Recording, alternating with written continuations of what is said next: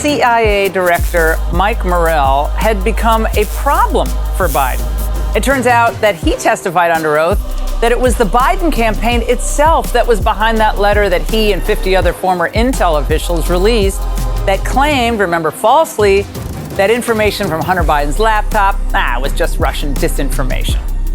Congressman Jim Jordan asked, well, what was the intent of the statement? And Morell answered, one intent was to share our concern with the American people that the Russians were playing on this issue. And two, it was to help the vice president. Chairman Jordan then says, you wanted to help the vice president? Why? The answer, because I wanted him to win the election. Mr. Morell was even trying to direct who, the Biden campaign told him who to get this to in the media. It was that coordinated. Well, that's the scary part. That letter became the basis for keeping this information from the American people. There are 50 former national intelligence folks who said that what he's accusing me of is a Russian plan. You mean the laptop is now another Russia hoax? That's exactly what. This is where he's going. The laptop is Russia. Well, Congressman Donald Trump was right, was he not? This is ridiculous. He sure was. Joe Biden is a criminal, and he's been a criminal for a long time, and you're a criminal in the media for not reporting it.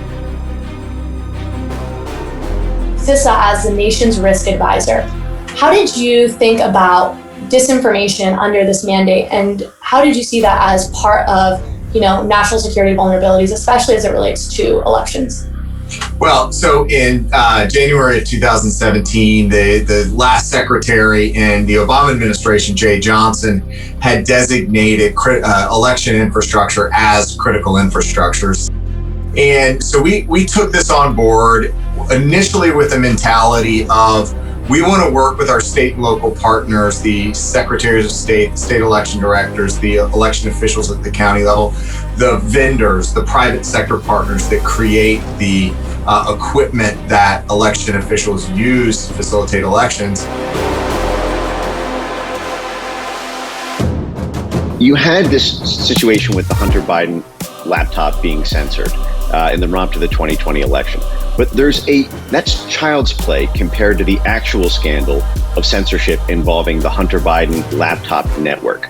So you have Hunter Biden's relationship with Burisma, where he was receiving hundreds of thousands of dollars from this Ukrainian private gas company, essentially.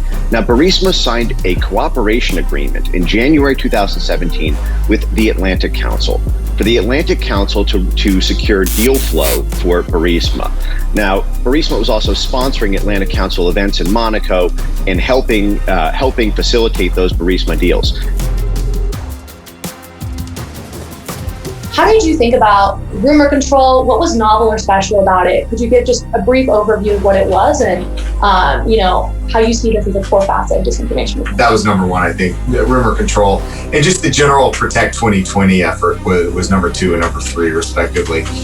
Now, the Department of Homeland Security then tapped the Atlantic Council in order to censor 22 million tweets about mail-in ballots, about early voting drop boxes, and about vote tabulation in the 5 months before the 2020 election.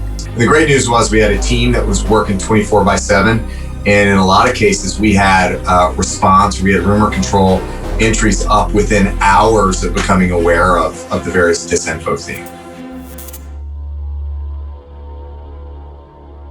In the 5 months before the 2020 election. This would be the equivalent of the Department of Homeland Security deputizing the Trump organization to censor Russiagate.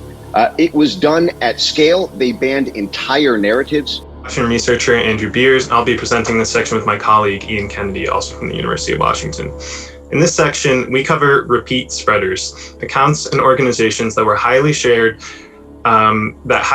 multiple incidents of false or misleading content about the 2020 election.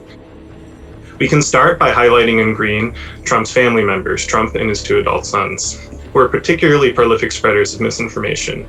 In addition to being 3 of the top 8 most frequent spreaders of unique incidents, they had 3 of the top 4 most followers, along with Sean Hannity, and 3 of the top 4 most total retweets, along with Project Veritas founder James O'Keefe. Now, in this next slide, we're going to highlight rows in red that are associated with pro-Trump movements. As you can see, every row is red.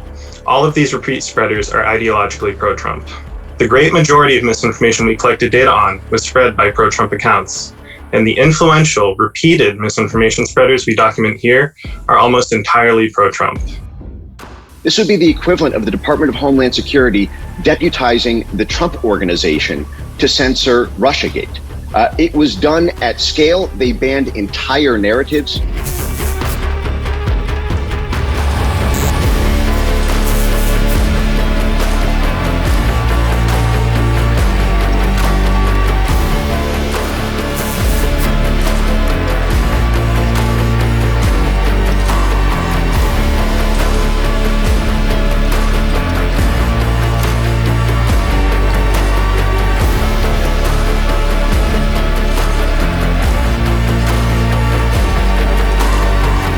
At a top line, we can prove that the entire purpose of this letter at the outset was to influence a presidential election with some of the most senior people who have ever been in our intelligence community, using the imprimatur of their security clearances to pave the way for Joe Biden's presidency.